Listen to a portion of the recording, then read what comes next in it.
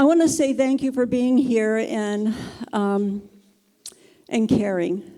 And I'm going to introduce you to the first one of our team that's presenting.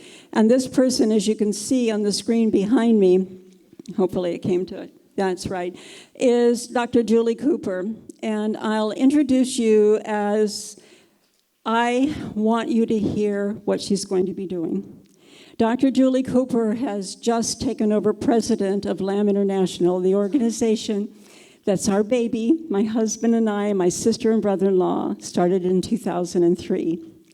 And sometimes all of us, as we're moving through and we're puzzled about what is going to be next, the right person, the right timing just shows up.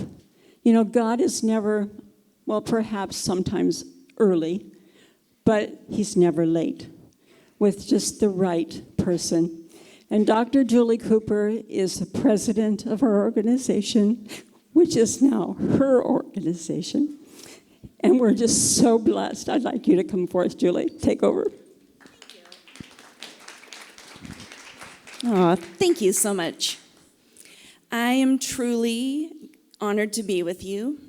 And I actually mean that literally because before I came up here, I went to the bathroom. And do you know the bathroom handles here? They don't turn. Has anyone else experienced that? I was like locked in the bathroom. I'm like, they're not going to be able to find me, and I'm going to be in the bathroom. Like, it doesn't turn.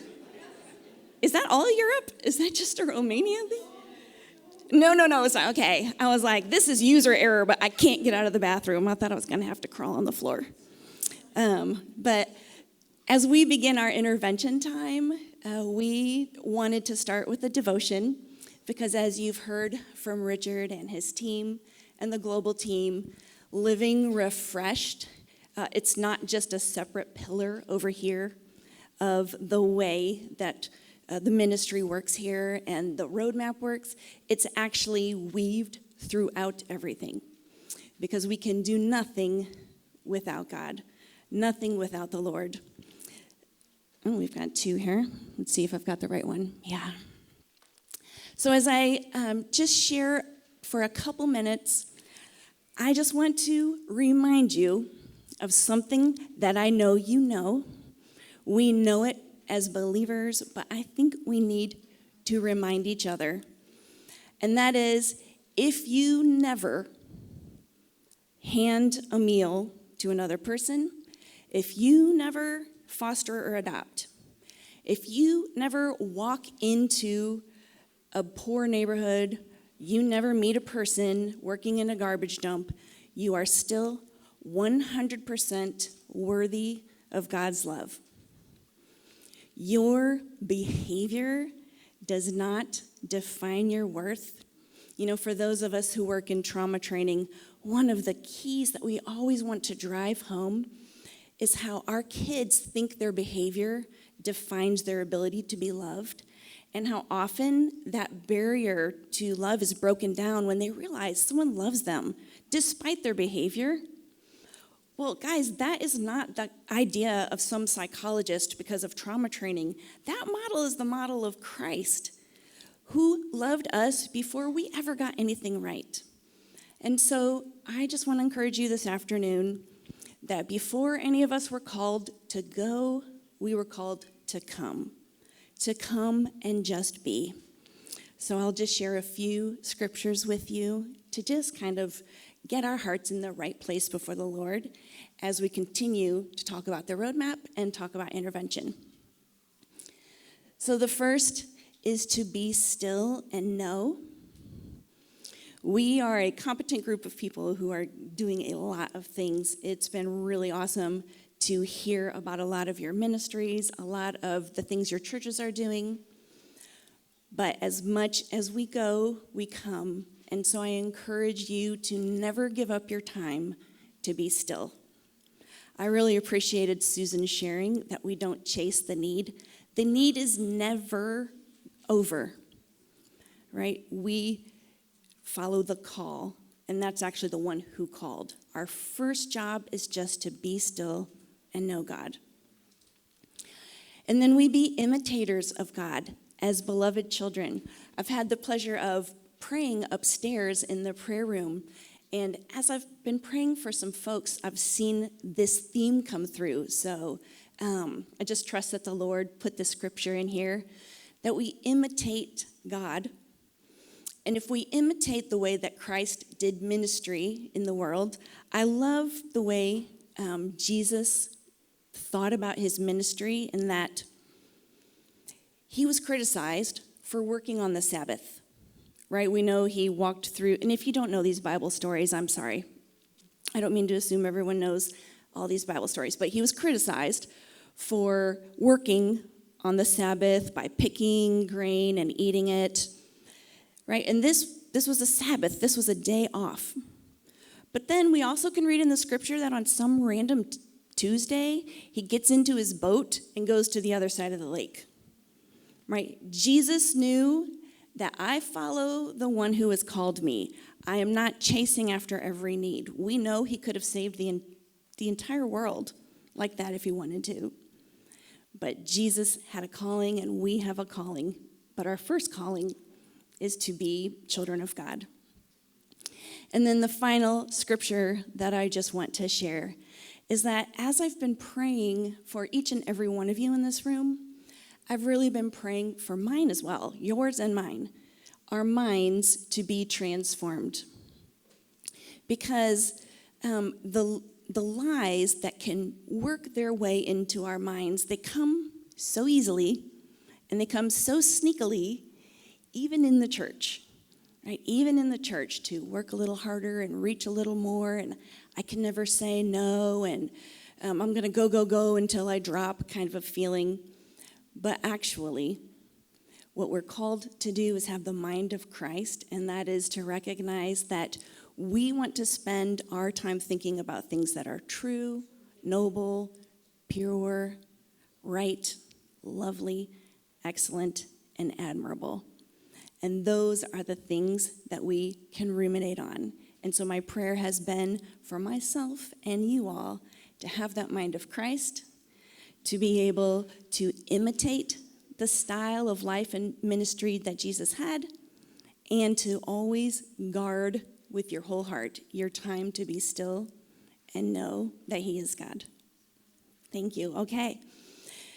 With the basis of knowing that you are enough and you are wonderful, we also are going to talk about intervention, because we have been called, and we have been called to a need, and we know there are crises, there are children who are living in unideal situations, and there are things that we can do that can help change the outcome, like has been shared, not just for that child, but for generations ahead. So we want to dive into that, and I want to invite Ruby to come and start us off as we talk about more intervention.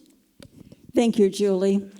Okay, intervention. Let's think about that for just a minute.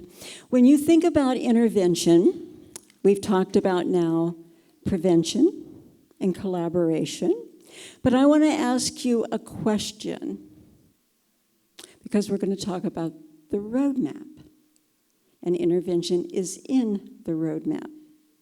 So, what is the roadmap? Anybody want to take a guess? What is the roadmap? Is it this document? Do you think? It says roadmap. Is it this roadmap? You're all afraid to answer. It's good, because you'd probably been wrong if you'd said yes. This is not the roadmap. You are the roadmap. You are the roadmap.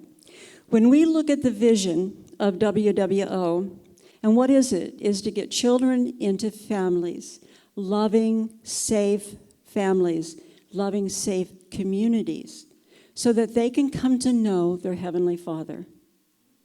That's the vision. What's the mission? The mission of WWO is to call and equip you, the roadmap. For what purpose? We call and equip you to solve the orphan crisis in your own country. And you can't do that without the roadmap. But you are the roadmap.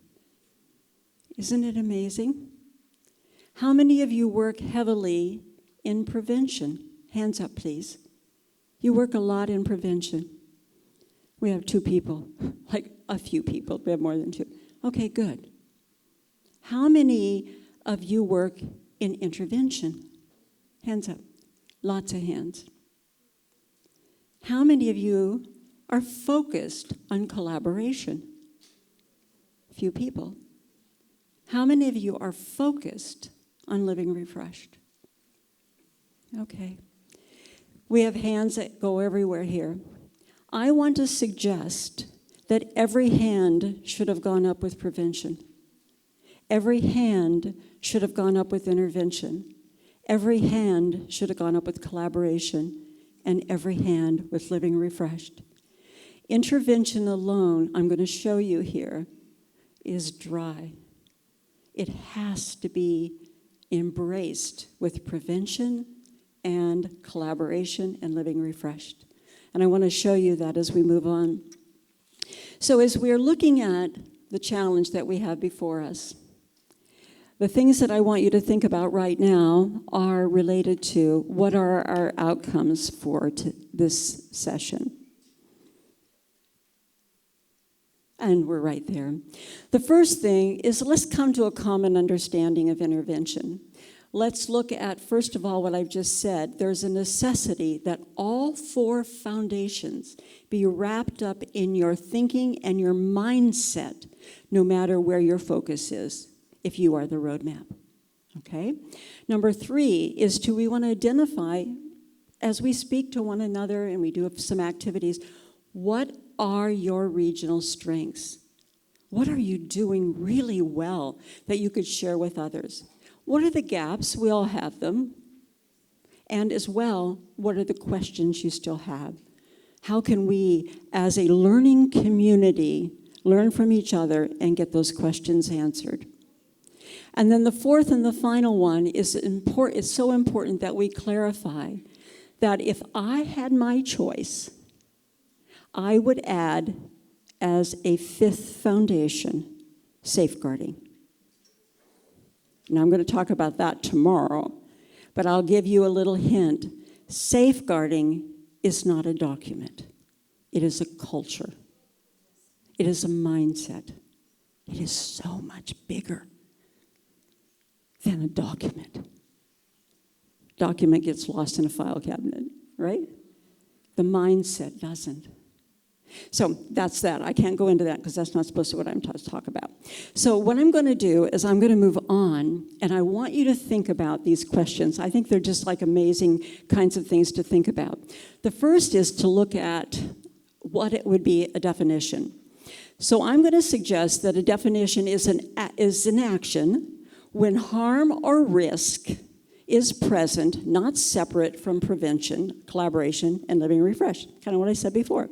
So intervention, a little bit of a definition. We'll define a little deeper. But here's the key for these 4. They ask different questions, these particular foundations. So prevention asks, how do we reduce harm so children remain safe? How do we reduce harm? Prevention. Intervention asks, what do we do when harm is present or imminent? It's already there. That's our intervention. When we're looking at moving on and we're asking, what does collaboration do? What's the question? Who do we need to engage? We heard some really great stuff from the collaboration piece that Luba just did. And I, in my little group here, talking about who had to be engaged in order for things to happen. And it wouldn't have happened without them. And are we ready to put down our titles, our organizational name? Are we ready to just leave it at the door? Leave our business cards there, leave our logos there, and work together.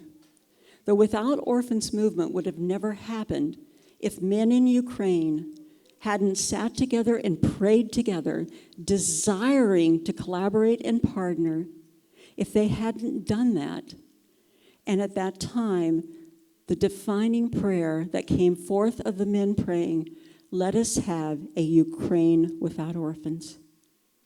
And when that happened, an intervention took place.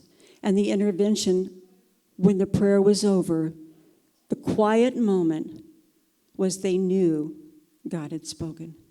They knew it was a defining moment. And out of that, they knew that the man that is here today, Ruslan Mayuda, are you here? Is he in the room right now? Oh, he's not feeling well. Pray for him, please. He's an amazing young man. But Ruslan Mayuda was tapped by this group to say, you will be our facilitator, our leader. An amazing man of God. Later, they said, we need not just Ukraine without orphans. We need the world without orphans. Intervention, intervention. And so, what happened? The group of men in Ukraine, following their leader, Ruslan Mayuda, said, Ruslan, you need to lead the world without orphans. Early on, I was involved from the very beginning when it started in Ukraine. Had a wonderful opportunity to do training for this group of men on partnership and collaboration. But you know, the thing that happened at that moment is that something almost laughable was birthed, the Without Orphans movement. It was birthed. And it's almost laughable, isn't it? A world without orphans. But somehow, everyone that came on board then, Ukraine just absolutely embraced this, and just it grew and it expanded, and the success of just getting the word out was more than amazing. Bicycles around the world, climbing Mount Kilimanjaro with big signs saying, we don't want orphans, a world without orphans, Ukraine without orphans, on and on and on. But a vision, a mission, an intervention. Little broader, perhaps, than what you're doing. You're not going to be climbing Mount Kilimanjaro, perhaps. You're not going to be riding a bicycle around the world. But the big question is intervention. Is what you're doing helping to get what we want? We don't need busy work. We need to follow what Julia just said. You follow the call, not the need. Busy work is the need, right? I think that busy work could be defined as need. I think there are good things that we do that might be busy work, but the call, are you listening for the call? Susan said to me the other day, we had breakfast, she said, you know, you have to listen before you speak. Listen, and I came back and I said, listen to understand, not listen to respond. Because when you understand and you're listening to God, then what you speak begins to be what God would have you follow. This is what my heart is. So the question is, in collaboration, who do you need to engage? The question for Living and Fresh is, how are you doing? How are you doing? And are you trusting in the Lord? How many of you know the ACEs study? Hands up if you've done trauma. I'm a real trauma snob as well. Julie and I both are. Okay. In the ACEs study, one of the things it says very clearly as we look through there is that people need to take care of themselves. And there are strategies you can do to help take care of yourself. And if you don't keep care of yourself and you're going through listening to all this trauma that's going on and all the work that you're doing, you become subject to becoming ill, right? Remember that? Okay, the trajectory.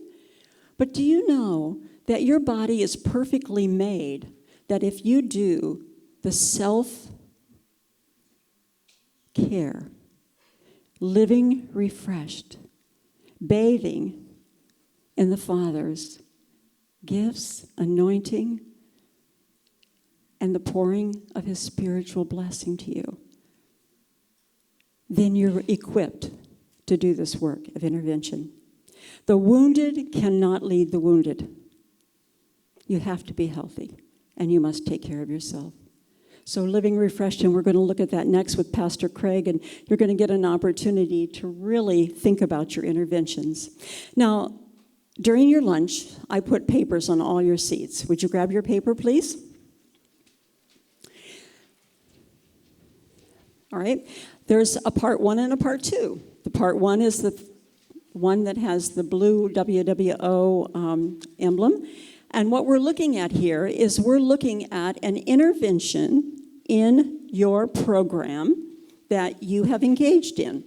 So what I want you to think about in this intervention, like the first question that you have there, is to think about what the intervention was, first of all. What was it? Was it a camp that you did that you felt you needed to have this because children needed to have a place where they could play and where they could learn about their own trauma and find maybe start some healing? What was it? What kind of a program did you have? So what was the intervention? Then I want you to answer the question, what was happening that triggered the intervention? Why? In other words, why did you do it? The second question is, who noticed? A volunteer? They're the one that came and told you about it? Was it a teacher, a church, government, parent, or other? Who noticed first that there was something needed to be done? And then thirdly, what helped? What helped you actually carry forth that intervention? Was it the policies that you have in place in your organization? Was it relationships you had with people outside of the organization or inside? Was it training that you'd had? Was it spiritual strength that you had? Or something else? And the last question is, what made it harder? What made it really difficult to carry out? Was it that your staff were burned out, they're tired, they couldn't function, they just didn't see that they had the strength to do it? What made it harder? Could it be a lack of others to help? The lack of your system that didn't have the resources to do what they said they wanted to do? Was it isolation? You were trying to do this all alone? Culture pressure, fear, or something else? All right, you've got about 5 minutes to answer all 4 of those questions. Don't go to page 2 yet.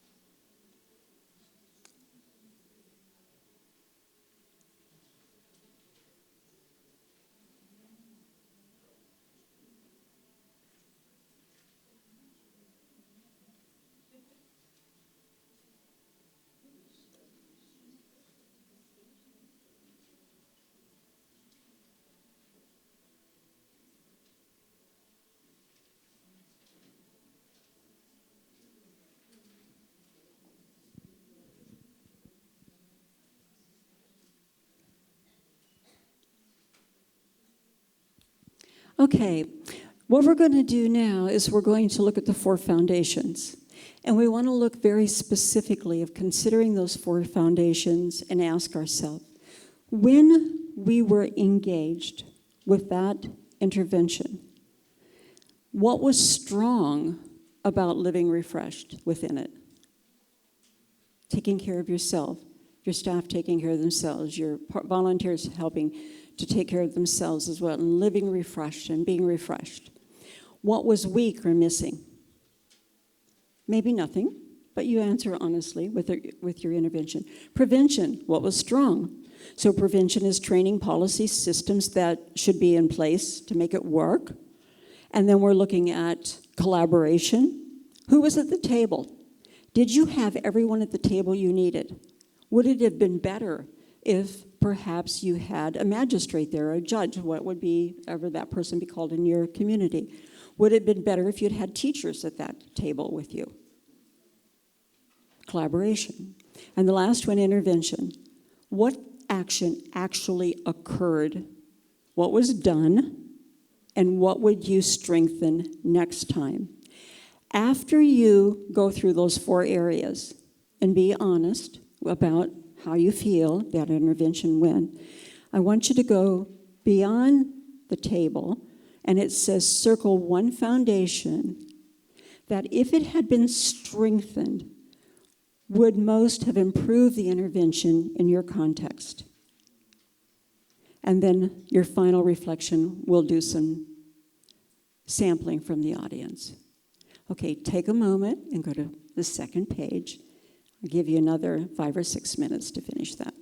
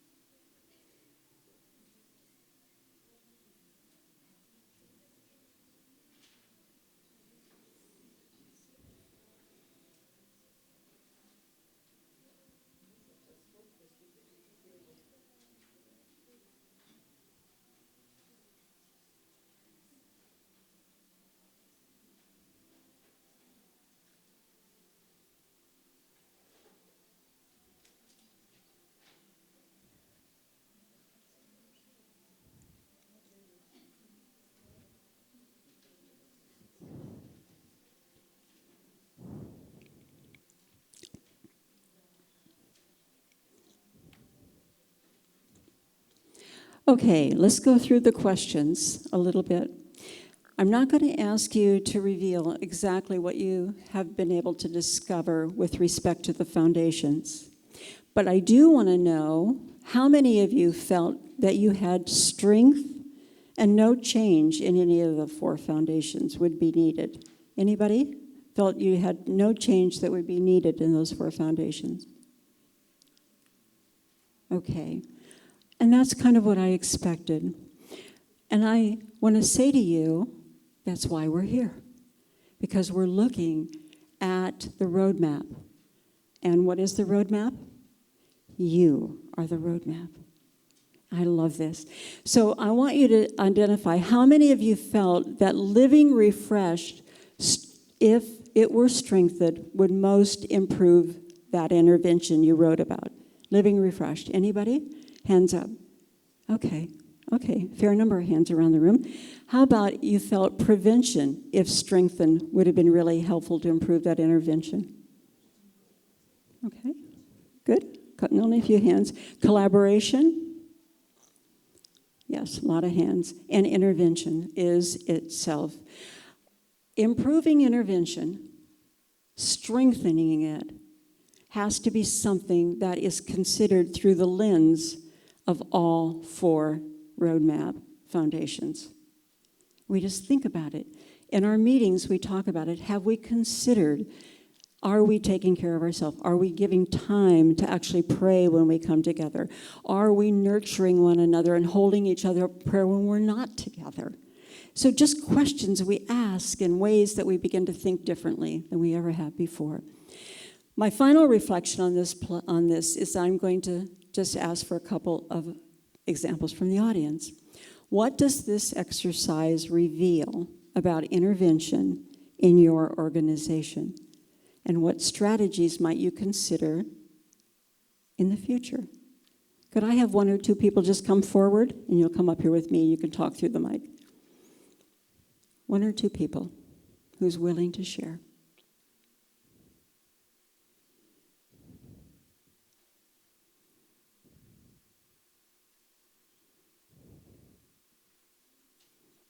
Don't be scared. I don't bite. I'm too old to chase you down, so there you go. Anyone? Yes, thank you. Please come on up. Will you do that? Will you come up and talk on the mic? I'll come over and help you. We're going to do it from over here where you're safe. We need more collaboration in order to be more effective in our intervention. And how many else? We had a lot of people raise their hand. Collaboration would be a good one. You've got another one as well. Anyone else? Thank you very much for that. Yes, come on up here. We'll do it right here. Okay.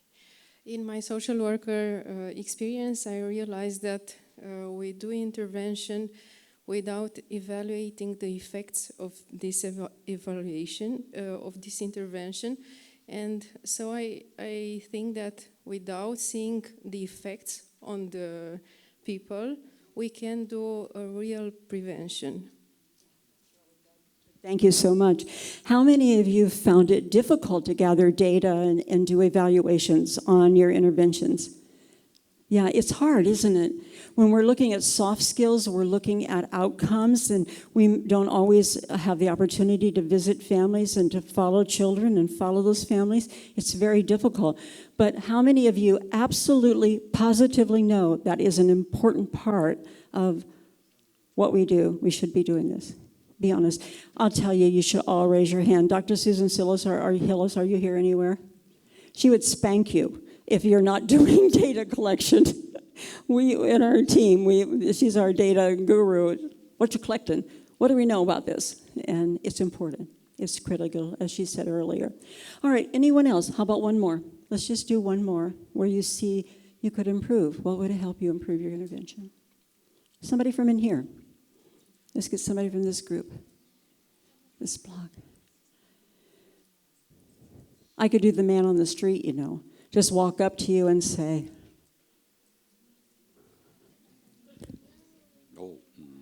yeah. You are scaring me. It was the same about collaboration, a better collaboration with the government office. Yeah. That's right. How many of you have ever felt intimidated by a government office, a police force, a school, a psychologist, a hospital? Anybody ever been intimidated by that? Yeah. The enemy really beats us down, don't they, in the confidence. Group, we are done with this. I want to summarize, and I'm going to turn over to Dr. Cooper. But as we do that, what you see on your screen in front of you is summary for the definition I want to give you, fuller than the first one I gave you. Intervention is the timely, ethical, and coordinated action taken to protect children and strengthen families when risk, harm, or breakdown is already present. Goes back to those questions we asked for the 4 intervention or the 4 foundations. Always aiming toward healing, permanency, and dignity. Every child has a right to safety. Agree? Every child has a right to permanency. Agree? And every child has a right to well-being, to play, and to be a child. Every child. Intervention is when those rights are being robbed. Parents have contingent rights. Children have absolute rights for those things: safety, permanency, and well-being. And contingent rights, parents have rights until they break down the rights of a child, and the child is without their rights. Dr. Cooper is going to come forward and lead us into the second section, and she will at that time introduce Alina as she is working. Thank you. I appreciated that activity, and I think I was sitting there learning along with all of you. We're going to share about some practical examples of intervention, and Alina is going to share some of the practical ways they've done intervention in Moldova and with her partners. I'm going to just go ahead and share an example with you that is not from your area. But I lived in Mexico as a missionary for 13 years. And one thing we found, we were living in one particular city that had a lot of orphanages.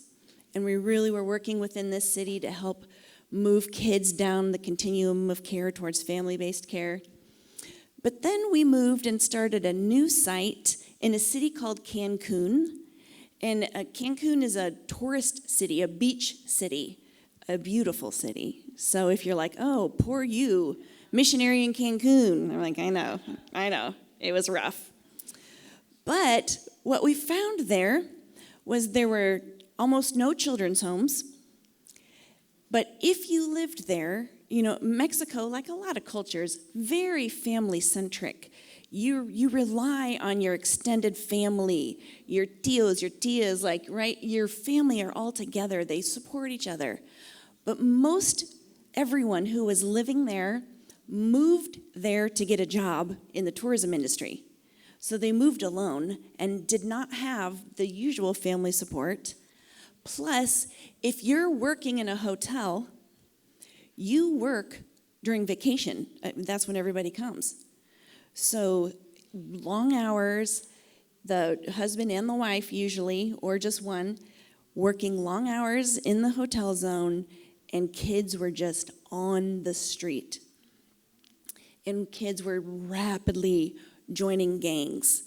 Cancun had the highest, I'm not sure if it still does, but it had the highest rate of alcoholism of the whole country of Mexico and the youngest age of alcoholism in the whole country of Mexico. And of course, things like trafficking were happening, early pregnancy.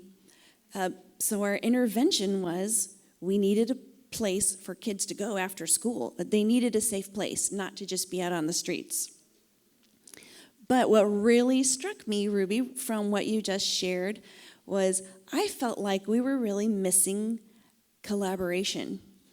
Because intervention, sometimes we'll be sharing, right? Sometimes it might be like there's one thing that needs to happen. Like we can see clearly, we've got an acute crisis of some kind, one thing that needs to happen, we're going to intervene. But it's more often the long play, right? It's a long play. And so working in this neighborhood, 6 months wasn't going to cut it. Like we needed to have a long-term presence there, which meant we needed to collaborate more, to share the load, the volunteers, who's bringing snack, who's leading activities. We needed to collaborate more and share that so that that ministry would have been more sustainable. So I have insight, even now, from what we have just covered here. As we continue, to talk about what are some practical ways we can do intervention, I want to invite Alina back. You had the opportunity to hear from her already with Lubo, but she's going to share some practical examples of ways that intervention has been happening in their area and through their ministry. Thank you, Julie. Can I have a redo? Those who are from trauma training, they know the term is like, can we go back a little bit? And I'm really happy that when we speak about intervention, we can't speak that without speaking about collaboration and prevention. It all comes together. And if I may ask a favor, as a person with ADD, I would like to have a redo because I'm a proud Moldovan. And in the morning, we spoke about collaboration. And I think the greatest example of collaboration is that our group is the largest group. Moldovans are 20 people in this room. So I would like you to stand up. Please, hai ridicați-vă, toți moldovenii din Republica Moldova. And that's my review, and thank you for allowing me that. But as I'm thinking about intervention, and I have a list of people here that I want to mention, because someone really smart said, you can speak, but if you show a photo, that speaks more than words. That's why I didn't have a PowerPoint and pictures, I was just really following that advice. But I have the people that are here in the room. And when I think of intervention in the Republic of Moldova, I'm thinking of Lina, who is sitting there. Lina, if you can stand.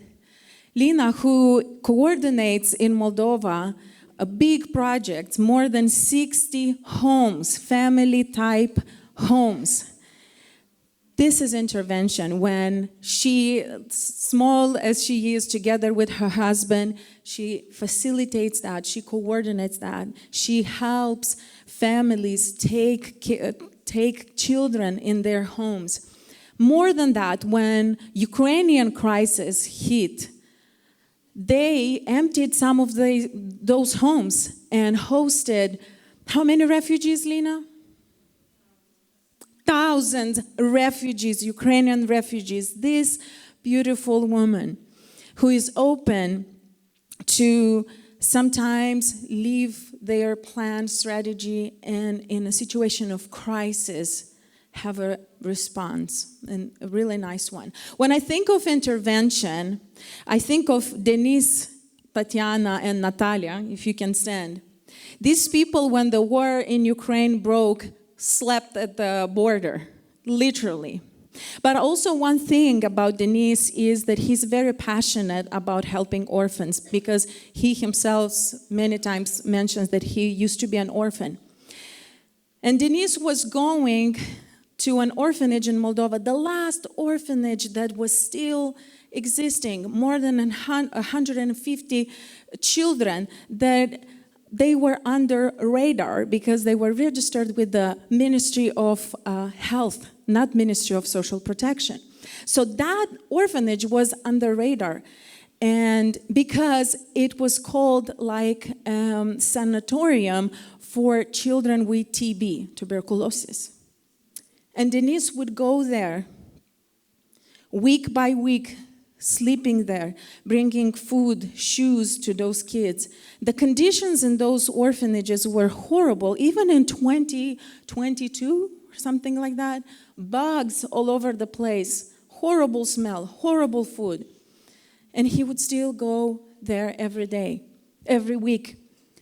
And the most beautiful part about this, the Ministry of Social Protection found this orphanage, closed it. But because Denise knew every single child in that orphanage, he found them and started to make sure, where are you? Where are you located? What are you doing? What family you are with? What are you eating? Where are you going to school? Let me make you documentation. This is intervention. Next on my list is Andrei, Irina, and Nikolai, if you can stand. Andrei, Irina, and Nikolai were educators in one of the most, I would say, if someone would offer me a job at that placement center, I would have said no, like from the beginning. Because that center was the center that police in Chisinau was like best friends. They were all kids that they would find on the street, drug addicts. They were brought into that center. And one day, 3 years ago, Andrei is made director of this center. I would never accepted that job, but he did.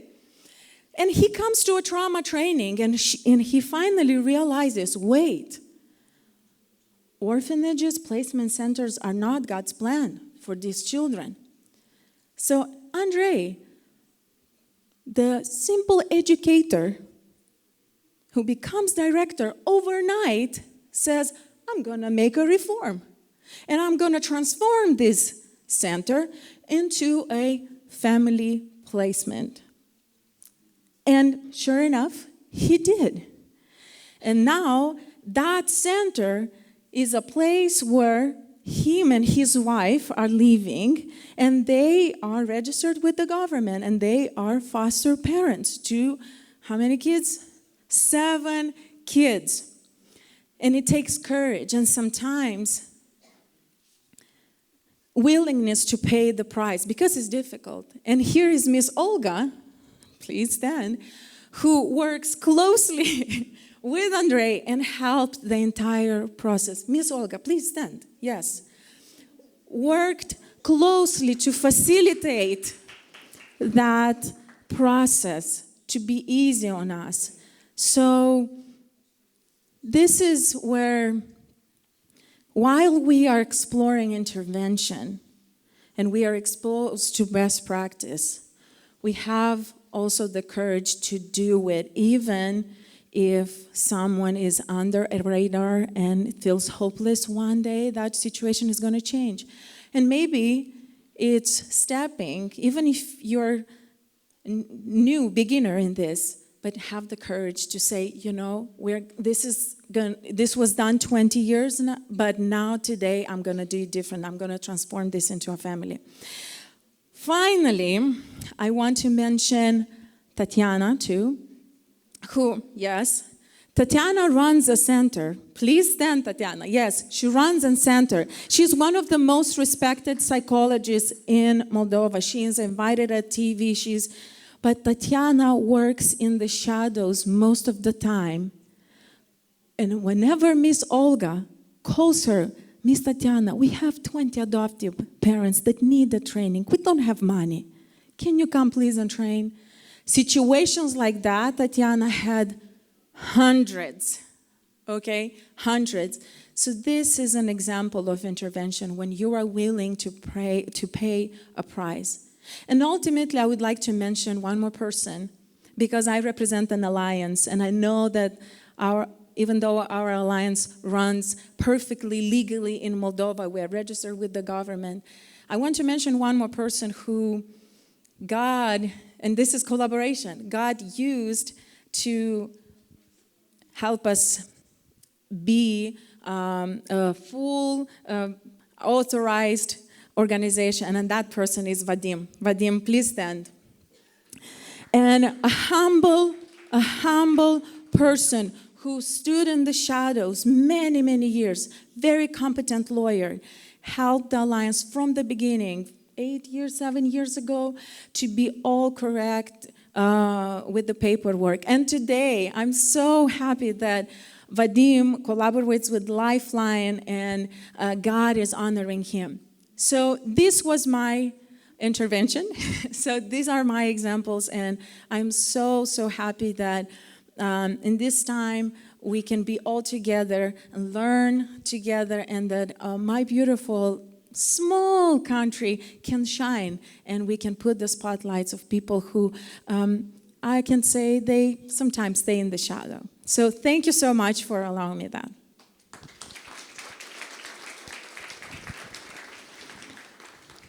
Thank you.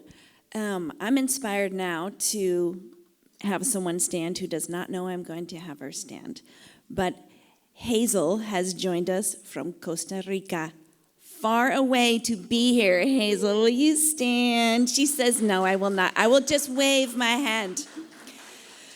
Hazel was sharing an intervention in her context that she was working at a children's home director, I believe, and asked the children, how is it doing? How are we doing? How do you feel? And they were like, well, we know you love us. You're taking good care of us, right? Like had good feelings towards the staff. What do you want? A family, right? What do you want? A family. And so she worked together in her community and with churches to do all the things necessary to find families for adolescents, which you know is tough, but they were able to transition kids and have that permanency that every child has a right to and truly desires in their heart. One of the amazing things of being in a room full of people who are working in this area is that, as it's been said, we learn from each other. We'll continue to talk and we'll share about some of the resources available to you. But if you're not finding what you need or you're not sure about your context, please know this is a room full of people who would love to talk with you, share with you, work in your situation to make sure that you can have successful intervention. Okay, now time to talk to each other. I would like you to turn to your neighbors, and we have some questions for you. These are the 4 questions. I hope those are big enough for you to read them. In your group of people, I would like you to discuss for just 5 or 6 minutes. In your region, what types of interventions are the most common? Okay, what's the most common? What types are the most needed, but the hardest to do well? All right. Who typically initiates intervention in your context? And where do you feel least confident as a movement? Okay, so 5 minutes, find some friends around you, and spend time answering these questions among yourself.